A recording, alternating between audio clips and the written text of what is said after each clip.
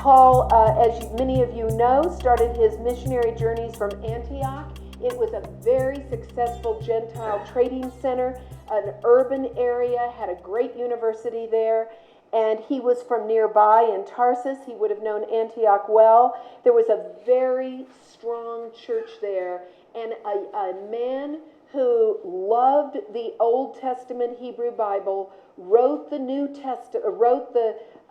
Gospel of Matthew from the church in Antioch. His name was Matthew, not the disciple. And our Gospel of Matthew was intended as a teaching gospel to new Christians who wanted to learn how to pray, how to treat each other, what the Beatitudes were, all those kind of things.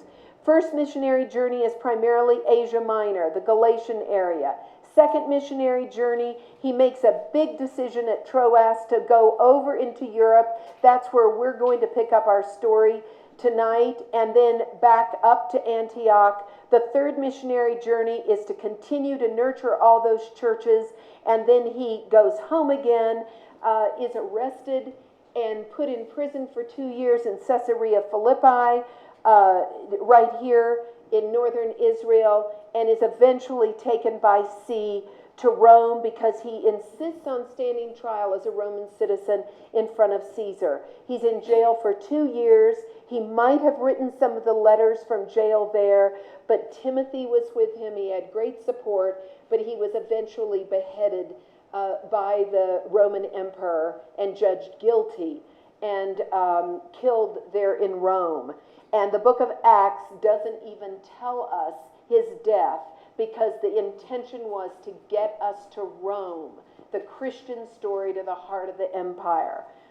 So the church before Paul is a missionary and an apostle. It's right over here, only in Jerusalem. And after Paul, this is what the Christian church looked like. Most people would credit that with Paul, the yellow area. He had an enormous influence on the church.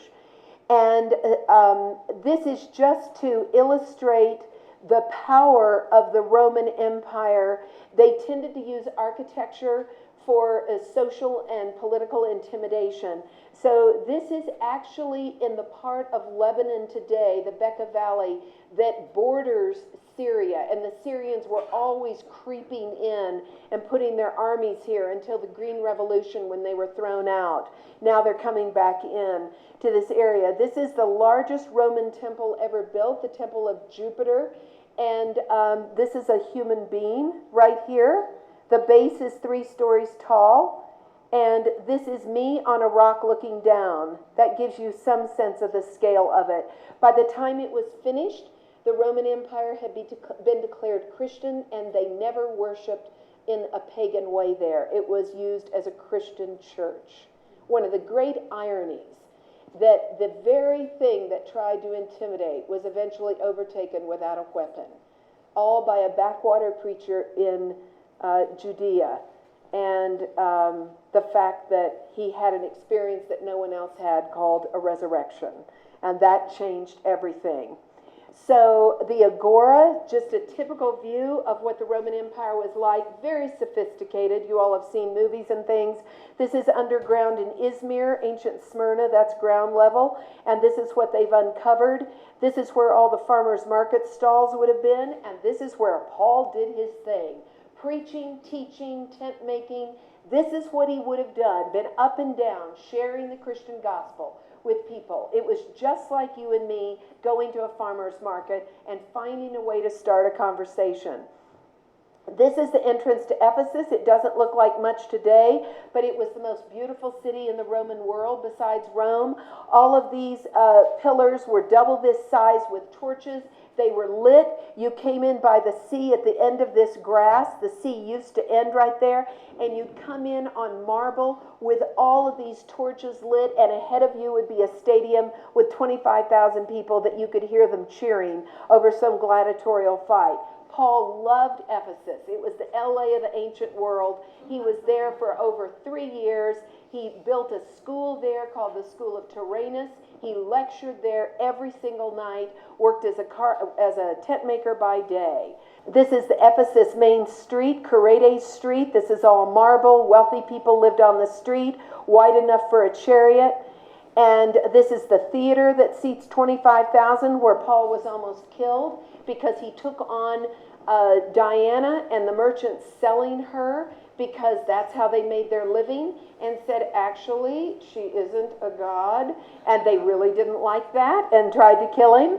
And this is what it's like in the theater. If you're up on the top row and you say something, people down there can hear you. The most astounding acoustics. U2 was just there last year doing a concert. So it's still used. The Gospels, as we said, are written after Paul. This area you all are very familiar with, I know. The temple, again, it would be hard to overstate. For Luke, who wrote 1/4 of the Gospel, it would be the opening and closing of his Gospel and the opening of the book of Acts, the Jerusalem temple. The nativity stories are told in 2 of the 4 Gospels. You have John the Baptist as the final prophet, prophesying the Messiah that had been foretold since the days of Deuteronomy.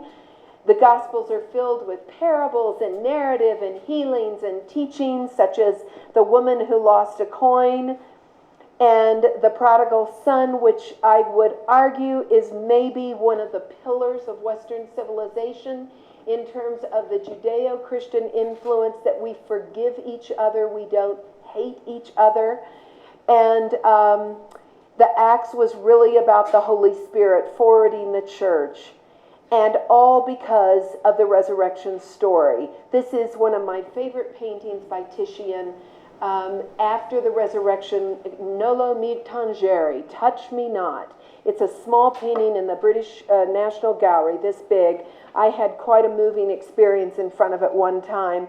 And the Mary Magdalene with her red cloak to indicate that she was a prostitute, which of course she was not. And the Catholic Church later apologized for making her that way. She was probably one of the Master's finest disciples. And in the Nag Hammadi find, we found the Gospel of Mary, which is her gospel that talks about her conversations with the Master, and frankly, some of the jealousy of people like Peter over her close relationship with him. Dan Brown made heyday with that relationship with the Da Vinci Code and created a fictional account that some people believe, but we probably all agree that that was not the accurate account. So the book of Revelation ends the whole New Testament with the promise of salvation, which means saved from evil and all of its manifestations. So that's the New Testament overview.